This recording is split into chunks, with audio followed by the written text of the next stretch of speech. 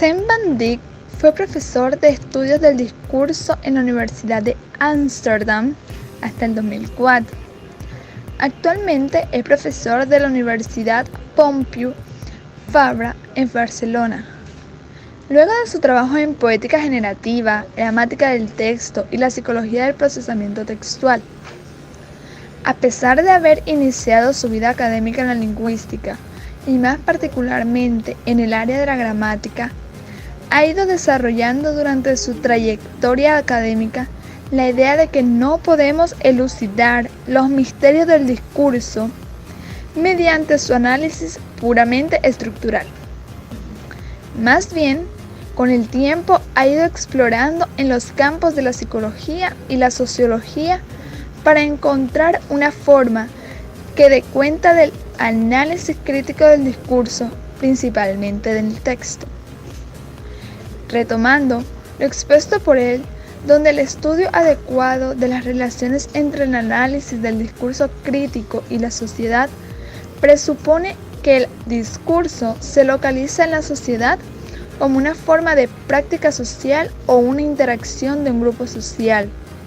Y es donde damos a entender que estos estudios deben profundizarse a través de la explicación de qué propiedades de texto condicionan las estructuras sociales, políticas, culturales y viceversa.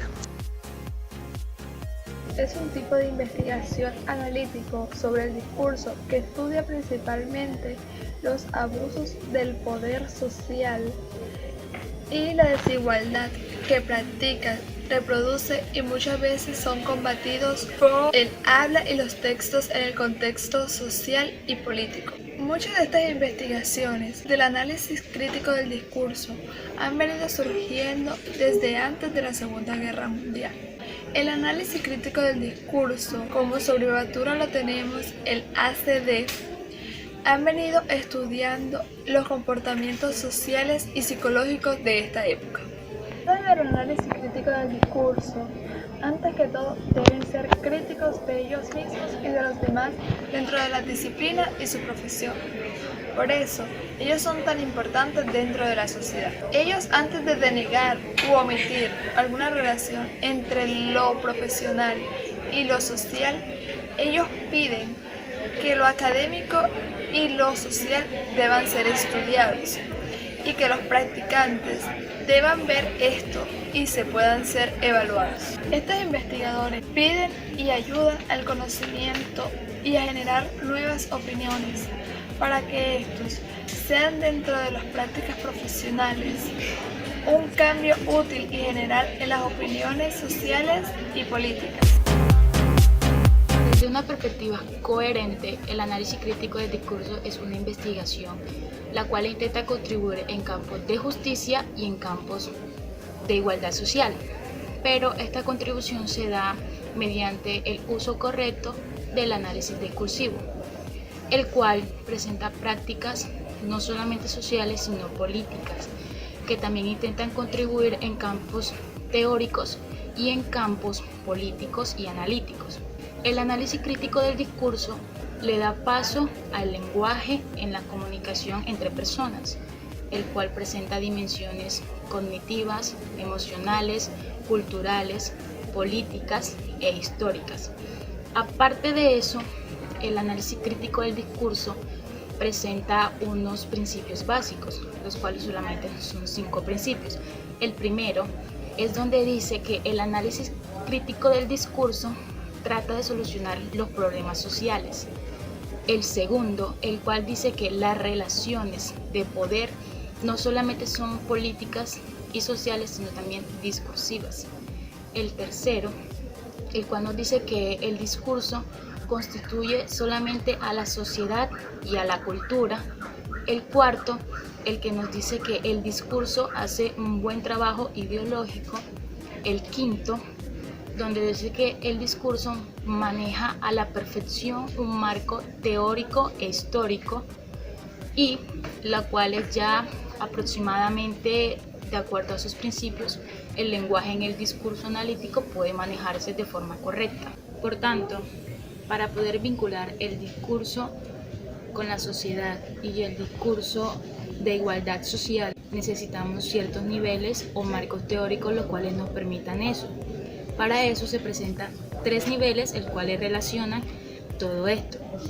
El primer nivel es el nivel el cual relacionamos los miembros del grupo con el grupo, ya sean los autores sociales, ya sea un líder, ya sea el usuario del lenguaje o ya sean los participantes.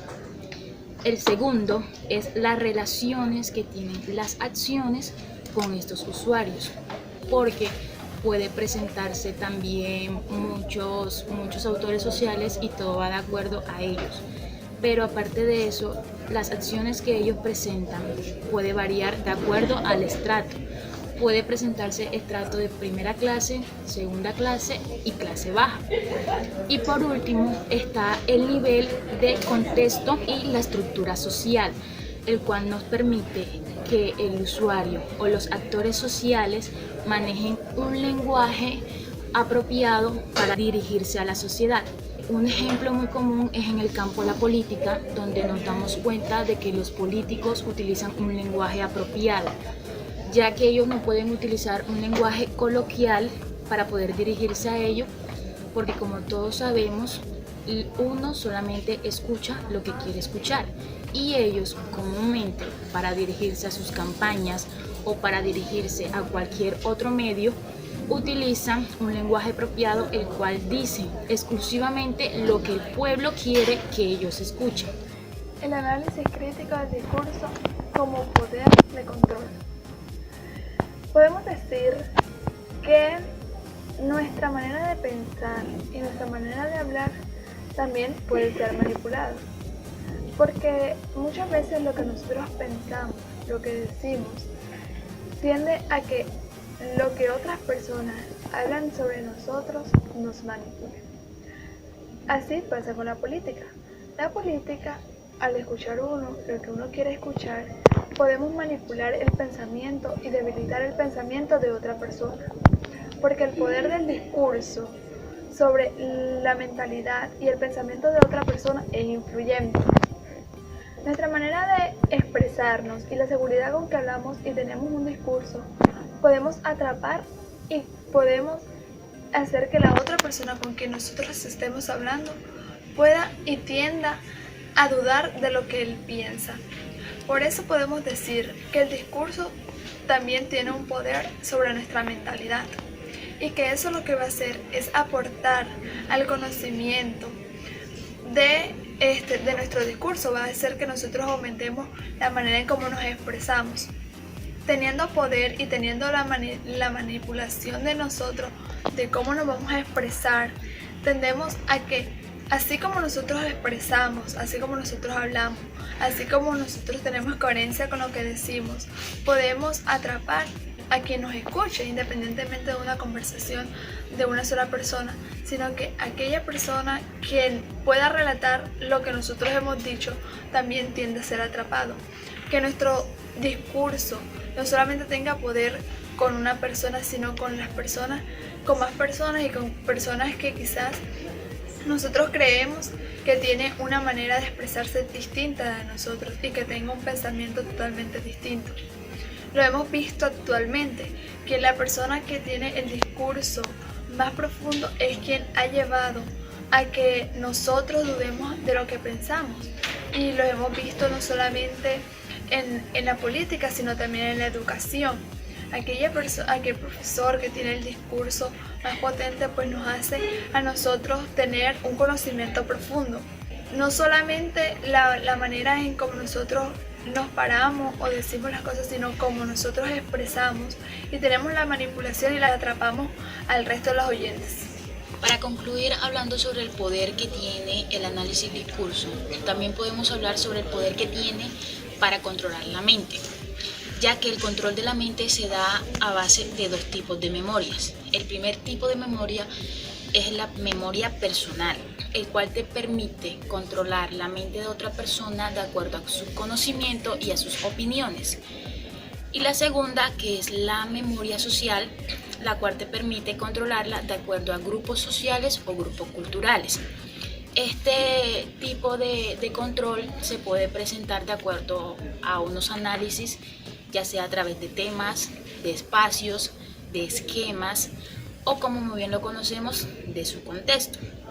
Y es ahí donde podemos finalizar diciendo que el análisis crítico del discurso, conocido como el ACD, nos permite contribuir, mejorar y ayudar el lenguaje y lo que uno quiere que la otra persona entienda en un contexto.